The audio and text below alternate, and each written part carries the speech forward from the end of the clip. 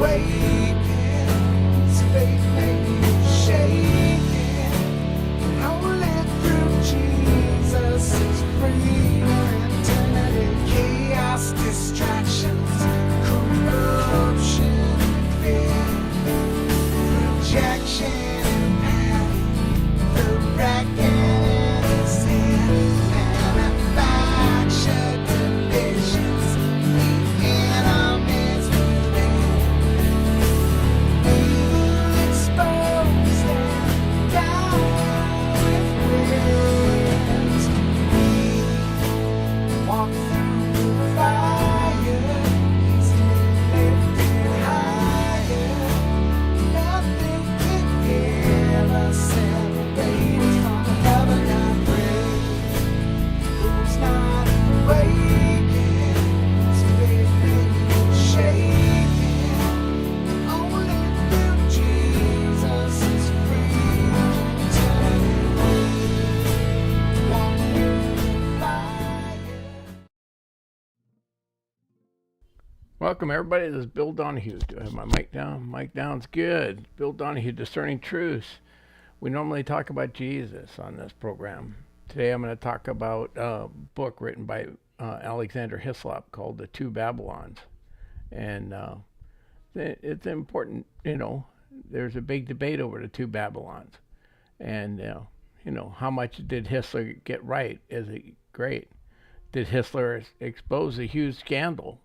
Or was his work fatally flawed? These are kind of the questions people ask about this question, and I thought I'd dig in a little bit. So today's a great day for me, great day for whatever. We have Michael California was knocking it out of the park this morning with his explanation in 1 Kings 13 of, Jeroboam told by God to take the northern 10 tribes, and then he immediately starts messing up, doesn't listen to God, builds, new places of worship and, makes church more convenient for everybody. You got that going on. It is the solstice tonight. So it's the longest sunshine day of the year. Pretty awesome.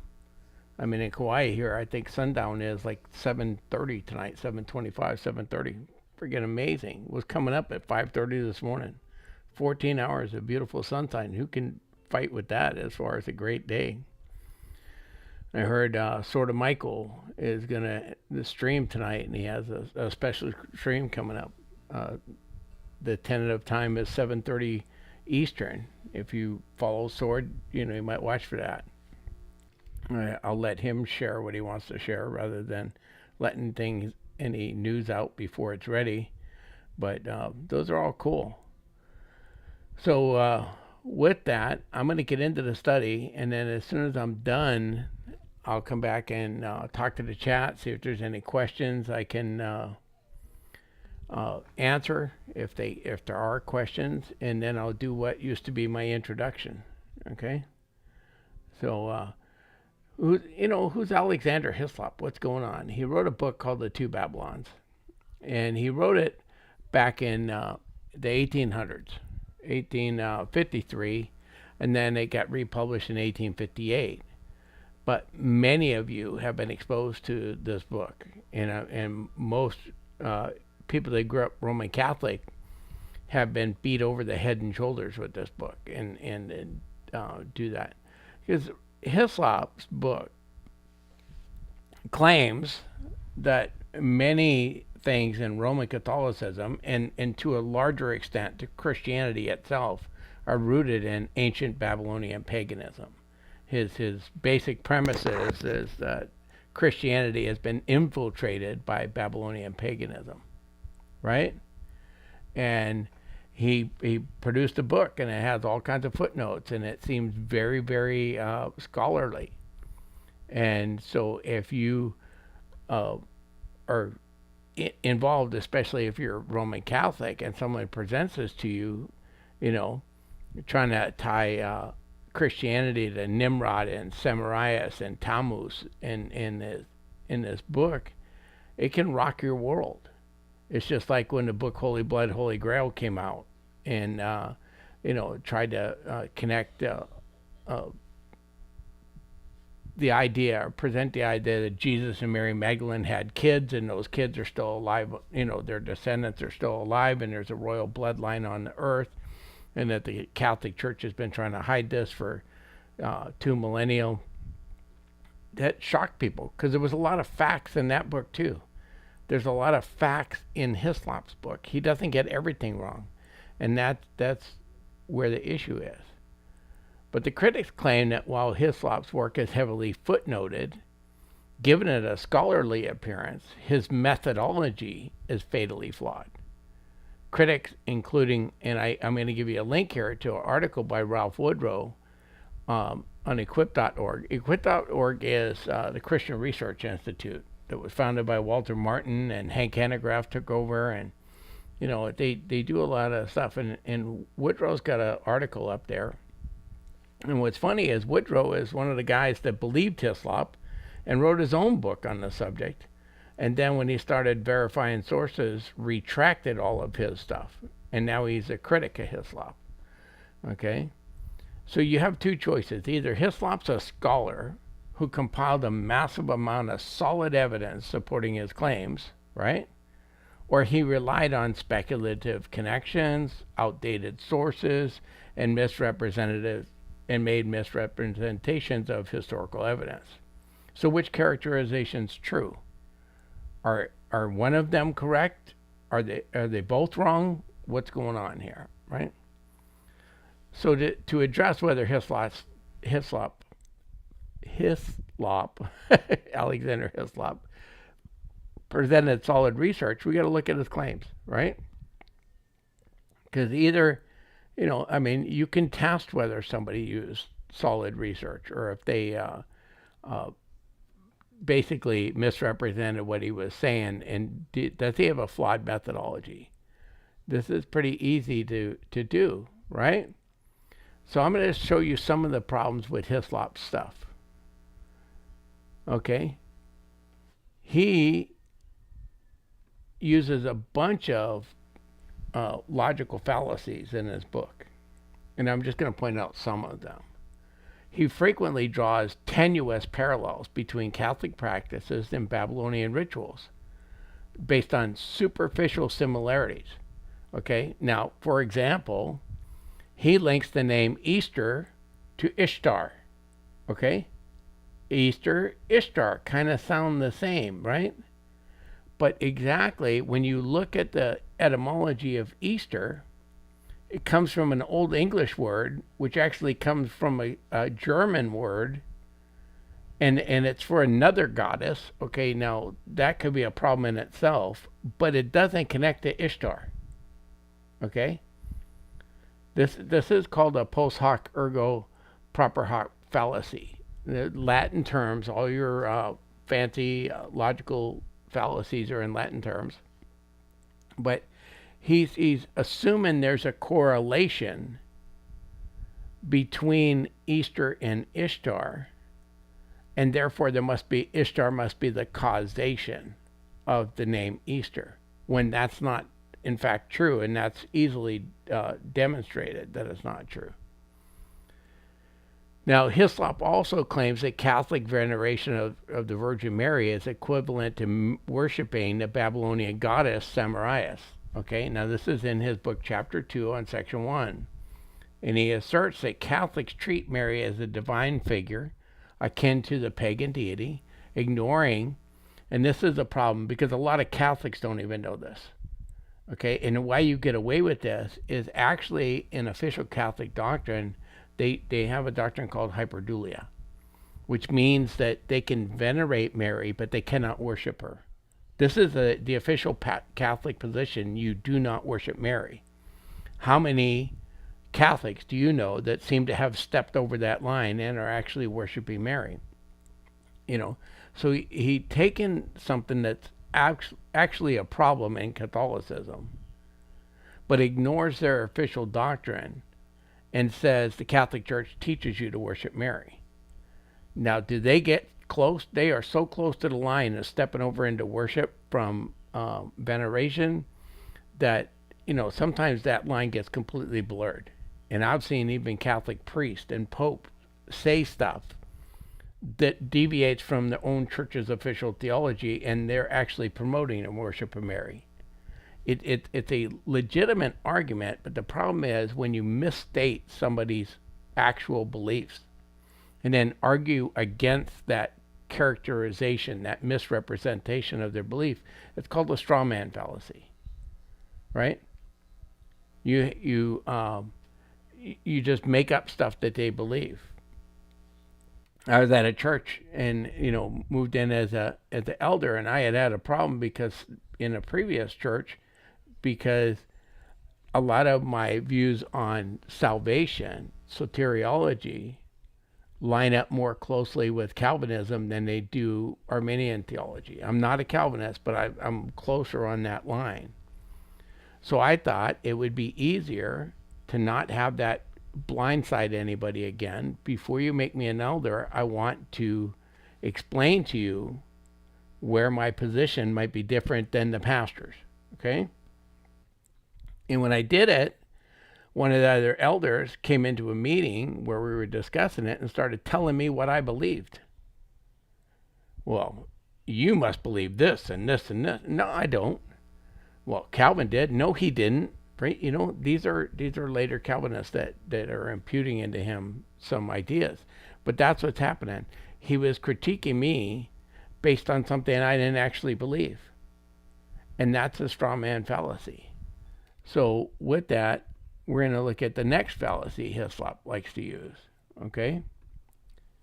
He equates the term mystery in Catholic sacraments, the mystery of the Eucharist, and to the mysteries of the Babylonian secret cults, suggesting they share the same spiritual essence. This is in chapter 4, section 3. The word mystery in Christianity refers to divine truths that are partially revealed. The gospel was a mystery. Paul calls it a mystery, right? Because it was partially revealed in the Old Testament. How faith and works work together is a mystery. What's going on at communion when you're eating the body and blood of Christ? Is that just a symbol? Is there something else spiritually going on with that? That's a little bit of a mystery. It's partially revealed, right? What is it going to mean when it says that we're going to partake in the divine nature when we're in heaven? Okay, what does that even mean? That's kind of a mystery. The Eastern Orthodox hold to a position called theosis, which almost sounds like becoming gods. It's not their position, but it's closer to that than a lot of the rest of the church. Those are all mysteries. So the fact that mystery religions and mysteries share the same word mystery doesn't mean they connect. Okay? Now, real scholars like Bruce Metzger, right, have pointed out that Hyslop has a tendency to overgeneralize based on limited data. This is called the fallacy of hasty generalization. I translated it to English for you this time. And it fails to account for the diversity of religious iconography. Okay? I'm on the wrong slide here.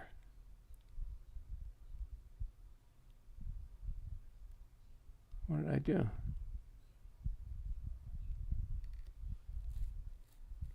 I was on the wrong slide. I was reading. You're on the right slide.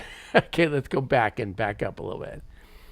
So Hyslop cites the Babylonian worship of the mother-child deity pair, often Semiramis and Tammuz. You'll see pictures. There are people you'll see them online all the time that'll show you older pictures of somebody holding a child, a mother holding a child, that are older than Christianity, and saying, see, Christianity stole this from them. That's basically Hyslop's position in chapter 2, section 1. And he bases on selective examples from Mesopotamian mythology, right? Saying, yeah, we find this example of a mother holding a child in early Mesopotamia, therefore that idea of the Madonna holding a child comes from Babylon. But you find the same iconography in Egypt and in Greece and in other places. Okay? And so that's the fallacy of hasty generalization. Sorry, I knew when I got to that fallacy that something was wrong. And then Hyslop suggests that Catholic priests and popes knowingly perpetuate pagan practices to maintain power and deceive the faithful, describing the Catholic Church as a deliberate mystery of iniquity. Now, here's kind of that's chapter 7, section 1. There is some truth in this, right? And the best lies always contain some truth. It's the skin of the truth stuffed with a big old fat lie, right? What did Satan do in the garden? If you eat of the fruit, right, you're going to know good from evil. True. You shall be as God. Lie. Stuff that big old lie right in the skin of the truth. That's how lies work. Hyslop takes a partial truth. There is abuses in the Catholic priesthood and the popes, and there is an effort to maintain power. And there's plenty of examples of that. Does that mean that they are doing this to maintain power and by promoting this mystery religion? And what he's doing is impugning their motives, saying they're doing this, they're promoting this to maintain power. So instead of attacking the facts, he's attacking the person. That's called the ad hominem fallacy. Now we'll both be on the same slide. Let me fix this here. I'll get us together. Yep. Sorry. So this is where we were, and I missed this. I did this slide earlier on the equivocation fallacy with the term mystery, right? I had somehow jumped to that slide earlier, and that threw me off because I was totally out of line with that. But that's equivocation. You'll also see this called obfuscation, when you take a word that has two meanings and you apply the wrong meaning in the wrong context. The word Elohim in Hebrew can mean God the Creator. It can mean any celestial being, like a angel or any other seraphim or cherubim or any other celestial being is an Elohim. Okay? They're not gods like the God, but they're celestial beings. And Elohim is occasionally used of people in power, humans, or spirits, like when Witch Endor raised the spirit, came up, and for her, she says, I have seen Elohim. I have seen a God. It's not a God, it's a dead spirit. Okay? So that word means it. So when you're using Elohim and it has multiple meanings, you can cause this equivocation or obfuscation of your point by misapplying the right definition. Now, Hyslop relies heavily on a 19th century work such as Austin Henry Leonard's publication of the Nineveh excavations. Okay, Nineveh is in Assyria. Okay, not Babylon. And so you got to understand, Hyslop's claiming that these come out of Babylonian captivity. Assyria was before Babylon. Okay? And he's going to the Nineveh excavations as his source to prove that the stuff came out of Babylon. And he employs an idea, it's a philosophy called Pan-Babylonianism. And this was a philosophy that was popular in the 19th century, that the mystery religions and a lot of the problems that happen spread from Babylon across the world. Okay, it's the source. This is called, in technical terms, hyperdiffusionist theory. Doesn't that just roll off your tongue, hyperdiffusionist theory? Hyperdiffusionist means is that everything diffused from a common source. Society, through the flood or whatever, you were concentrated in Babylon, right? At the Tower of Babel. And that you have that, and from that point, those errors that were common there. The problem is the Tower of Babel and ancient Babylon that we're talking about are not in the same time frame. Ancient Babylon may have been built on the site of the Tower of Babel. It may not have been, but they're not the same time frame. But so now he's taken ancient Babel, the Tower of Babel, ancient Babylon, and Nineveh, which comes later with the Assyrian Empire, right? I mean, the Assyrian Empire, which is before Babylonian Empire, and connecting them together and saying, yeah, they all came out of Babylon. Well, that's not possibly true, right? It's not even remotely true.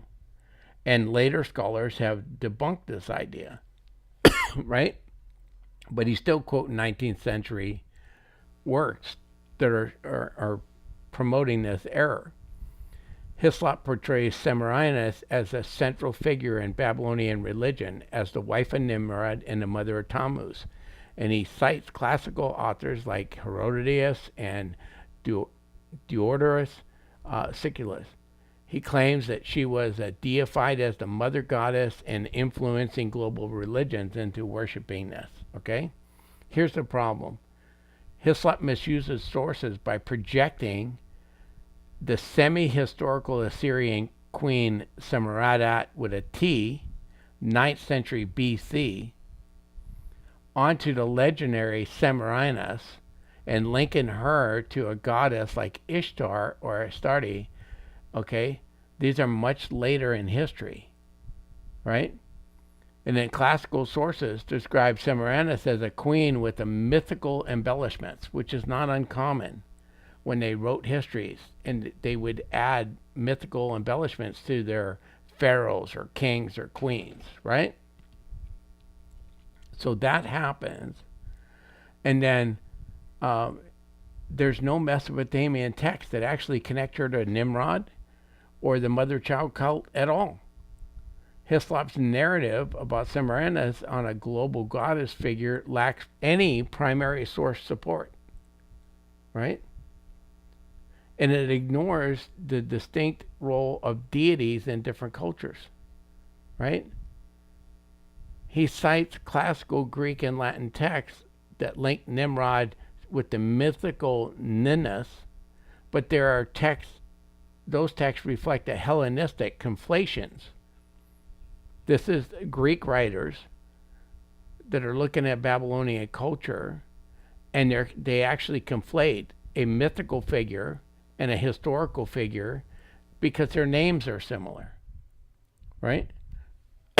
And then it's not a historical fact that they're the same. This is a conflation that happens. Hyslop misinterprets Hellenistic histories, which conflate ancient kings into legendary figures like Ninus. It's not the only example. A lot of the Hellenistic histories do this. There is no primary Mesopotamian source that equates Ninus with Nimrod. That's a Greek source that does this. Okay? And none of them connect Nimrod's role with Genesis 10. It's vague at best, right? There's no evidence of a deification of Semiramis. This is all made up. You're taking speculative sources, sources that are known to have conflated issues, the mythological with the factual, and then adding to those conflated sources your own conflations. Now, Hyslop uses sources like Austin Henry Leonard to explain Ishtar and with Easter, ignores Leonard's focus on Assyrian and not Babylonian context, right? And Leonard never produces any direct linguistic or cultural continuity. But Hyslop presents it like he did, and like he's citing him that, hey, I'm citing a scholar that already made the connection. No, the scholar did not. And the scholar study in a different culture than you're trying to connect it to. Okay? Now, Hyslop links the term Easter to Babylonian goddess Ishtar, asserting that Easter is derived from Astarte, a Phoenician fertility goddess, via the Assyrian name Ishtar, citing Leonard's discovery at Nineveh. And he writes, Easter is nothing else than Astarte as found by Leonard in the Assyrian monuments of Ishtar. Okay? But Leonard only found Ishtar. He did not find a connection to Easter. That connection is being made by Hyslop out of whole cloth. Okay? So what's happening here is Hyslop's misrepresenting Leonard's finding by equating Easter and Ishtar based on a phonetic similarity. They kind of sound the same. There was no historical evidence. And Lanyard's excavations actually document Ishtar as Mesopotamian goddess, but they provide no direct link to the Christian holiday of Easter or the name Easter, right? Which we've already shown Easter actually comes from the Old English through a Germanic term that's for a spring goddess of the dawn. Okay? Now, they're not necessarily connected because the Christian church was already using the word Easter long before there was a big Germanic population in the Christian church. Okay? So you have this problem going on with his methodology, what he's doing here. His book looks really strong in it, all its footnotes, and you read it and you go, my God, this guy really put the work together, and I can trust this. No, you can't. Okay? And the problem is, if you check some of the sources, some of them are going to be good. That's the real danger, is with people that get some stuff right and then go off on their own interpretations of stuff. Now, Hyslop portrays Nimrod as the founder of the global pagan system. Says she was married to Semiramis, and it's unsupported by any primary source.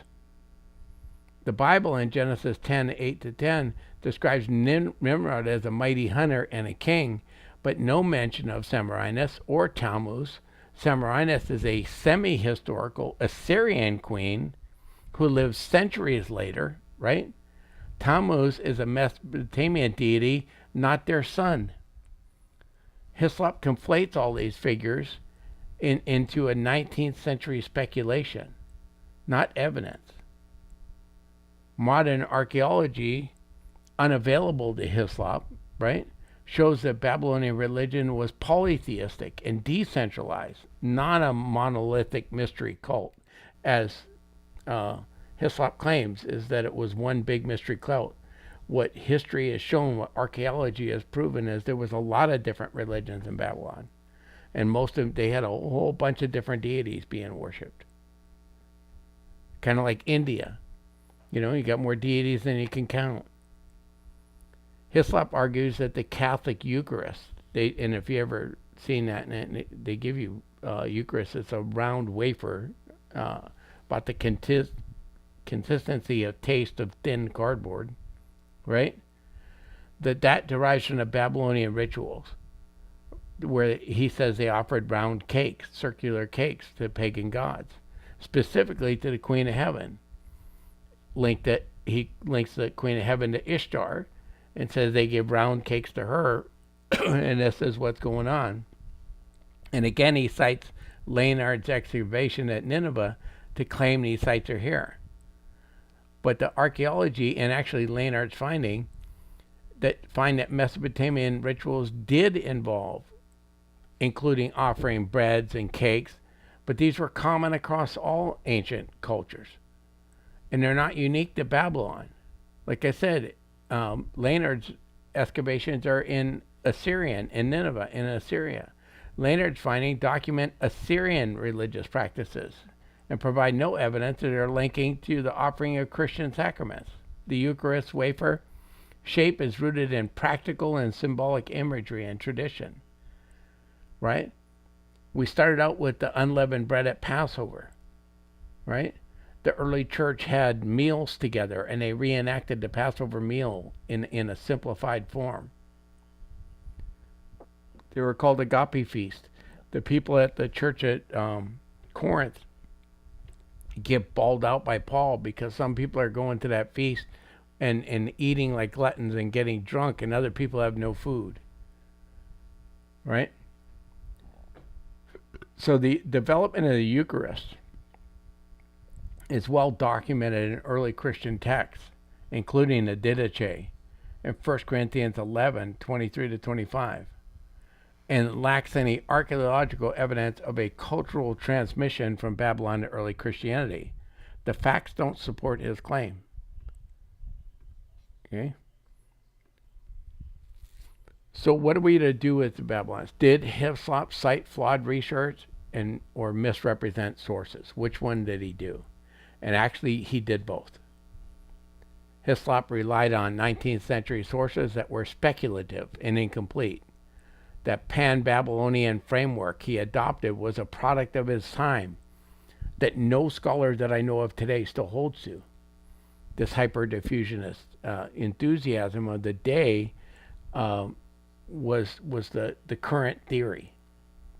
Not, it hasn't withstood the test of time. But he bases a lot of his conclusions on that theory that is now no longer accepted.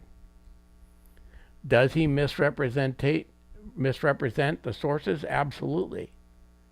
Hyslop cherry picks and often distorts stuff, like Leonard's work, right? Distorts what it says and what it means, right?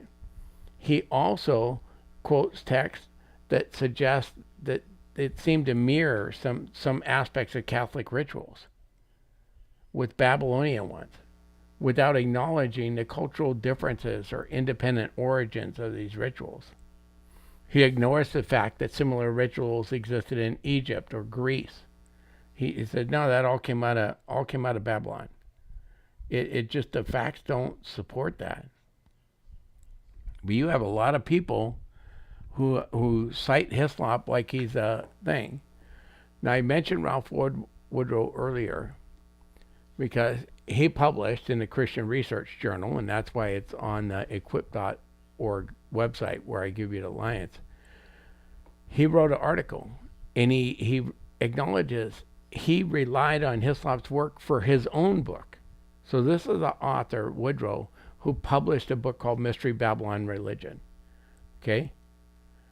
This is a more recent book, one that many more of you may have been, if you haven't read The Two Babylons, you probably read Babylon Mystery Religion. I think when Michael mentioned it this morning, promoting my show, this is the book he's referring to. It's all based on Hyslop's work, but this is a book by Woodrow. Well, Woodrow started checking the sources and found out they were no good. They were outdated scholarly sources, and he found the problems that I'm describing to you. And he wrote an article saying, mea culpa, my fault. I published this book and I didn't do the actual research required. Now you got other modern scholars, and you can look up this Two Babylons on Wikipedia or BibleTruth.org, and they'll cite other modern scholars who reject Hyslop's arguments as pseudo-historical. That's false, right? Pseudo-false. They're not really historical, pointing to his dependence on the discredited Babylonian theory and logical fallacies like the hasty generalization. They argue that his work reflects an anti-Catholic bias rather than objective history. I want to make sure you understand this. I grew up Catholic. I met Jesus as a Catholic. I tried to leave the Christian church and go walk my own way. And then when I came back, I couldn't be part of the Catholic Church because I had so many differences with the Catholic Church on so many doctrines. I've said I think I could write a doctrinal thesis on areas that I disagree with the Catholic Church. Okay? That doesn't make them a mystery cult. Okay? I can differ with them. I can differ with my Calvinist friends and not totally become a full Calvinist. I can differ with the Arminians. I tell you, I disagree with every undermining pillar of dispensational theology, which is the typical theology taught in most evangelical churches today. I don't think any one pillar they present is actually correct. Okay? Of the distinctions of dispensational theology. That doesn't make them some kind of cult. It doesn't mean people that hold the dispensational theology are going to hell. Okay, this is the mistake he's making, right? Now, I also provided you this link, and it's a review that systematically dismantles Hyslop's argument in a much more detailed way than I'm going to do here. They go into fallacies like the false cause and hasty generalization, which is his most common fallacy. his reliance on superficial similarities to link Catholic practices and Babylonian paganism without showing a direct causation. It's when you assume because there's a correlation, there's similarities, that one caused the other. That's a logical fallacy, right? I go out and I look at 20 accident sites and I see skid marks at every accident site. And then I conclude that skidding your brakes causes accidents. No, there's no correlation. Skidding your brakes is a common reaction when an accident's about to happen. It is not the cause of an accident, right? I'm saying that's a fallacy. Just because there's a correlation and I find skid marks at all those things, it's not a causation that the skid marks cause it. And that's the error that he's doing here. Now, some groups, including the Jehovah's Witness, and even the Jehovah's Witness have backed away from this, but up to the 1980s, they were using Hyslop's work. Okay? Seventh-day Adventists and other anti-Catholic people, like Jack Chick. And if you're not from Southern California, I don't know how familiar you are with Jack Chick, but he used to put out these little, like, cartoon tracks. And some of them were about how to be saved. And some of them were based on this book. And they were just, you could use Jack Chick. Jack Chick is, if someone tells you they got information from Jack Chick, just step away. I'm telling you, he's not a solid thing. Okay? They've endorsed Hyslop's thesis, right? But who are they? Seventh-day Adventists are step outside of Orthodox Christianity. Jehovah's Witnesses are considered a cult by every major Christian religion. Christian sect of Christianity, right? So they have endorsed his thing as evidence. There's a group called the Biblical Homeschooling, and they argue that the Hyslop's claims because Edward Joshua Cooper went back and verified his claims, right? And said they were accurate. What they don't bother telling you is Edward Joshua Cooper worked for Hyslop. Okay? He's very much part of his ministry. It's like if I had my wife come on here and tell you she verified all my stuff and everything I say is true. Does she have maybe an ulterior motive to do that? That's who this guy is, that they're doing it. Okay? And who is Cooper? Right? He lacks any formal training in classical studies or in theology or ancient Near Eastern history. So this is the guy that's checking. The guy with no education. He's not a scholar. He has no formal education in this area of study. Right? He got his education from Eton and Christ Church in Oxford, where he left after 2 years without a degree. So he entered college, he got some education, but he not in this area, and then he left school without the degree. This is the scholar we're going to rely on to support Hyslop's claims. And that's what I'm saying is this is very common in these groups, that you have people that are not trained in the area of study, and then they come out and they claim, oh, I checked it, it's all true, you can trust me. I'm a YouTuber, okay? I read some book. You've seen Wesley Huff destroy Billy Carson, anybody that was paying attention. Billy Carson has been going on every YouTube channel for years, claiming all this stuff about that he knows about Christianity, ancient religions. He claimed to have taught himself an ancient language that almost no scholar actually reads, right? But Billy Carson claims to have read it. And then it took Wesley Huff about 5 minutes in that conversation to prove that Billy Carson couldn't find his butt with both hands. Okay? He doesn't know. He's not a trained scholar in anything. But he promoted so much misinformation. There's a number of people doing this online. And they go out and they present stuff. It seems sensational. Seems like it's there. We all want to bash the Catholics. Everybody that's a Protestant, okay, wants to find problems with the Catholic Church. I'm telling you, I can give you a long list. But you don't get to make stuff up and misrepresent facts to attack somebody you don't like or that you think is wrong on something. So it's my practice at this point, because I'm done with the study, is I'm going to put on a song. I'm going to try to read the different chats, and then I'll come back and see if there's anything I can answer. And then if not, or after I'm done answering, I'll do what used to be my interview, my introduction. But my introduction was, it was taking me 10 minutes to get to a point. And if I was a viewer, I would never sit through 10 minutes of introduction before anybody got to a point. I'd be clicking them off. So I moved it to the end. So with that, let's just listen to Knees, a worshipful version of Knees. Help me. I seem like I got excited in the study when I calmed down.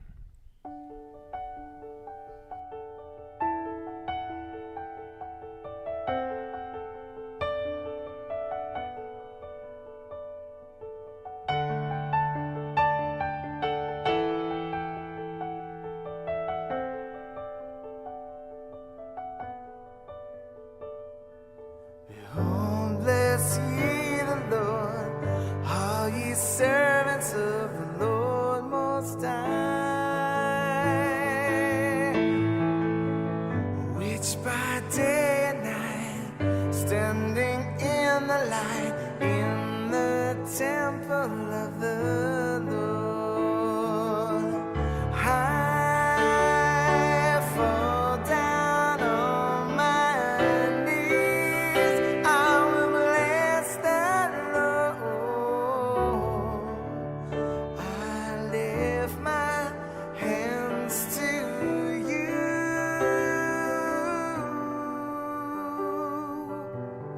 You will never leave. You are always standing by my side. Yeah. When men cast their eyes and when troubles rise, you are always there. Yeah. I fall down on my knees. I will bless the Lord. I lift my hands to you.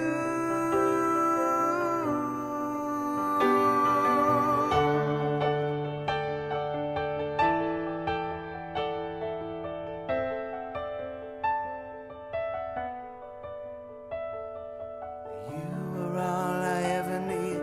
Jesus, you have set me free. I will worship you alone.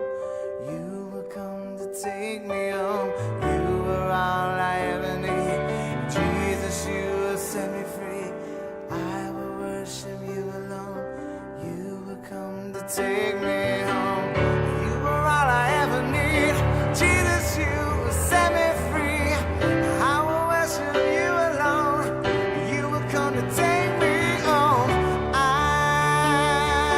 fall down on my knees. I will bless the Lord.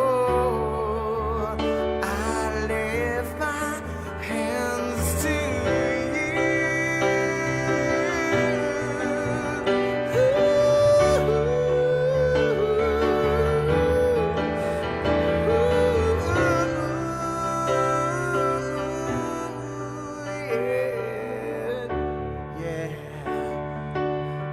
Thank you, Jesus. Thank you, Lord. Thank you, Lord. Thank you, Lord. Fall down on my knees. I will bless the Lord.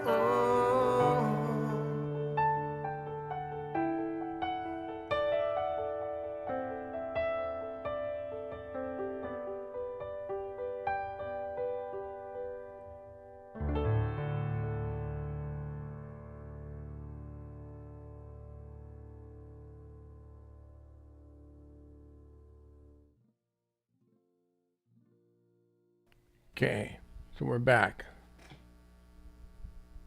So, yeah, Miss 320, I have absolutely seen, as my time as a Catholic and since, people that go over the line and worship Mary. Absolutely have seen it. I've seen even priests do it. Okay, It's a real danger because the Catholic doctrine it's so close to the line of going into error that it's real easy to step over that line and to do that. Mary should be honored. God chose her. She had an amazing thing. She carried the incarnate God in her womb. What an amazing blessing. I'm good for that. But, I don't believe that you should be praying to saints or to Mary or anybody else. Or going to a priest or even a pastor or whatever to get to God. You have direct access from God. The curtain in the temple was torn from top to bottom. We have direct access to God. Why would you go through somebody else?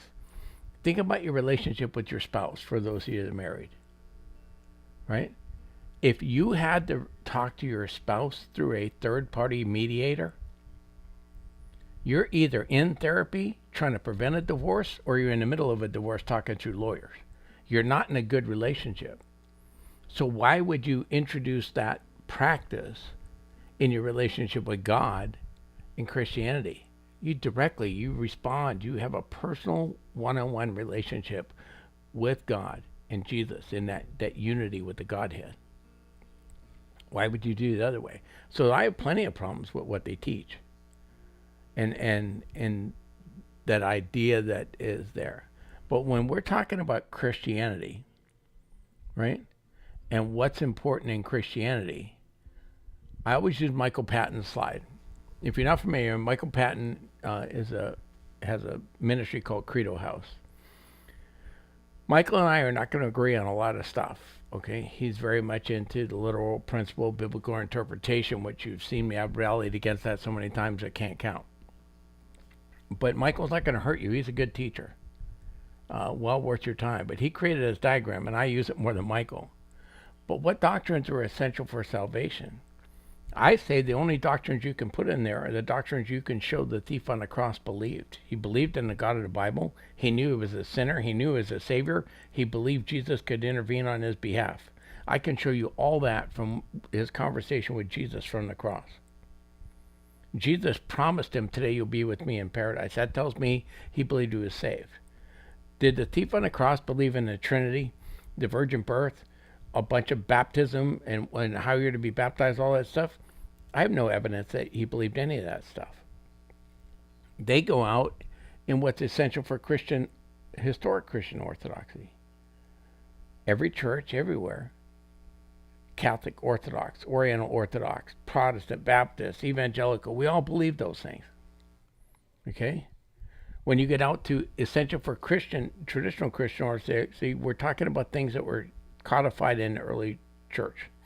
About the nature of God, the nature of Christ, kind of moving into that, the fine-tuning the doctrine of the Trinity and hypostatic union and all that. At that circle, we are still all united with the exception of the Oriental Orthodox churches, right? They divided because they said Jesus only had one nature. It was a composite nature, divine and human. And the rest of Christianity says he has two distinct natures. And one reason we say that is because if he only had one nature and he died, then God died. And God can't die if you mean to seek to exist. That cannot be possible. So we rejected it. But are the Oriental Orthodox Church, which include churches like the Coptic Church in Egypt, are they my brothers and sisters in Christ? Absolutely. I disagree with the Catholics on a lot of doctrines. Are they my brothers and sisters in Christ if they're trusting on Jesus? Absolutely. Same thing with Orthodox. We all agree here. We get out on denominational orthodoxy, and now we're dividing like crazy.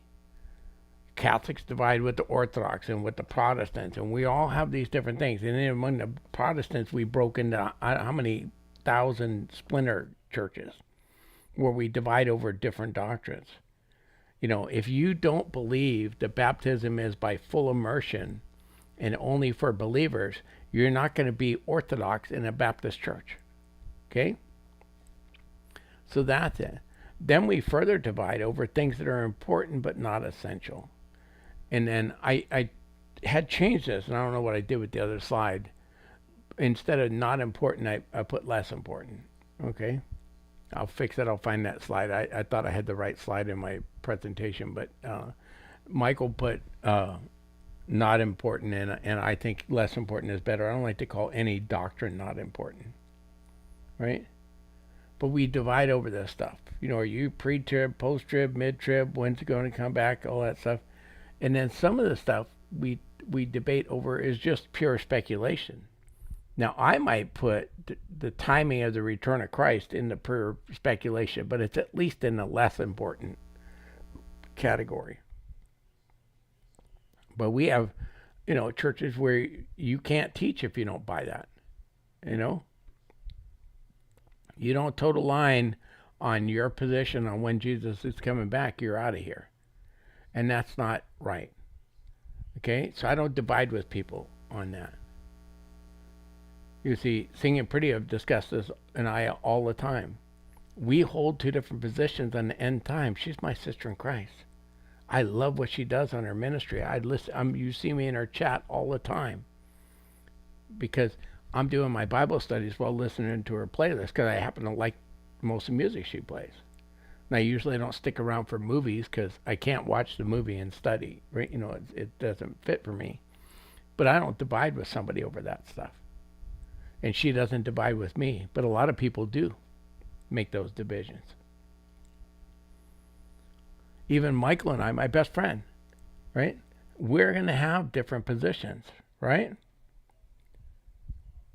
And it's right here. What's this?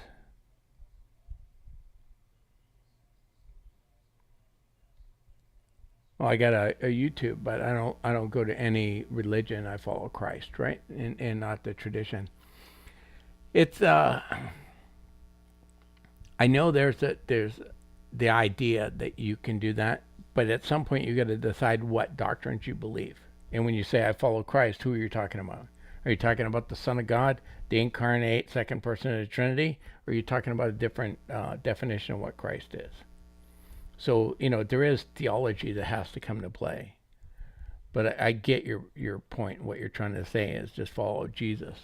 But then there's all kinds of things here to where we're trying to get some clarity. So without any other questions or comments, I was going to do my introduction.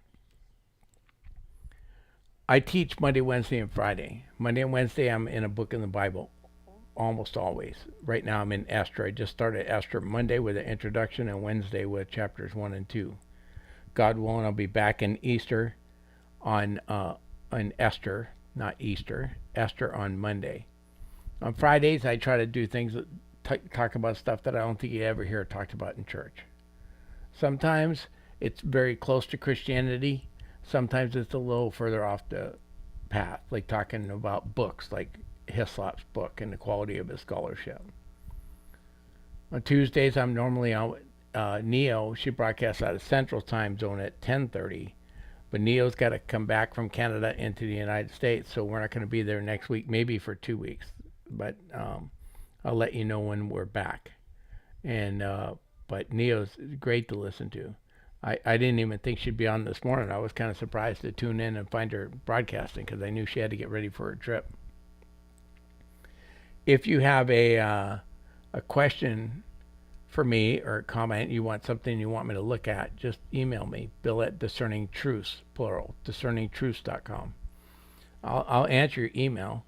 And oftentimes what happens is your question will prompt me to do more study, and it'll actually become a what do you call it, Friday stream. Just had some comments that were made in Neo's stream where we had a short exchange in the comments, and then I had an email exchange with the person. That's going to become a Friday study because it proves to me that other people might be asking the same question. And what that stream is the Old Testament God the same God as the New Testament God? And there are people that claim that it's not, that they're two different. And I'm gonna go through that, but that'll be, I don't know, I might do it next Friday or 2 Fridays from now, but it's coming up. And then I do a lot of text, and I do a lot of text because I want a written record of what I say. And then all my Bible passages, anything I cite, I create a PDF after I go off the air, and I post it on Telegram on the Discerning Truth group, and you can download it. Nothing I do is ever behind a paywall. You can have my PDF, look up the verses, use the PDF in your own Bible study. You're free to use whatever my material you want. I started on Cloud Hub, but I had to shut it off. They did an upgrade and wiped out all my content and cut me down to 2 followers. I just flipped the switch. So now my primarily for backups for me, replays that you want to look at are on Rumble as Donahue Papa, or YouTube, which gave me the name Discerning Truths 534. YouTube has a ton of playlists. Rumble makes you form channels, which you have to go in and like each channel. Kind of a pain. So I didn't make as many. I put 13. I think there's 14 there now. Okay. Both Rumble and YouTube have a playlist or a channel called Start Here. If this is your first time listening to me, you want to go to Start Here. It'll save you a lot of trouble. Go through the Start Here videos. That'll really catch you up in a big way to where I am and what I'm teaching from, my philosophy, my qualifications, all that stuff's on there. I have a website that I don't do anything with except for own. I just want to make sure that nobody else has got a website called discerningtruths.com. Like I said, I always promote my good friend Michael Beatty, Miguel California, to many of you. He teaches 6 days a week, 5:30 a.m. Michael's a singer, a songwriter, memer, Bible teacher, artist. I mean, he's really a Renaissance man. And God has really turned him into a teacher. He teaches at 5:30 a.m. Pacific time, which for me in Kauai is 2:30 a.m. So you will rarely see me in Michael's chat, but I watch him on replay, typically on Rumble. And then I get up and start my day. A cup of coffee and listen to Michael. We did some Prophet Club episodes. We had wanted to continue, but with me being in a different state and that, it just hasn't worked out for Michael and I. And every time I think we're going to get another Prophet Club episode up there, it didn't happen. I have all the information ready for one on Julie Green, who's one of the Trump prophets, false prophets out there, but we just never put it together. All right. So that's where you find me. And like I said, God willing, I'll be back on Monday, and hopefully you'll be here. But I wanted to tell you, Sort of Michael, any of you that know who he is, and Michael did for me some art, right? And he's been a real friend to me and to the show. And he's going to be back on streaming tonight. Tentative time frame is 7:30 p.m. Eastern. Okay, just look for his post. But I think he's got some news to share, and I'm really looking forward to it. And so with that, I'm going to get out of here for today. And thank you all for listening.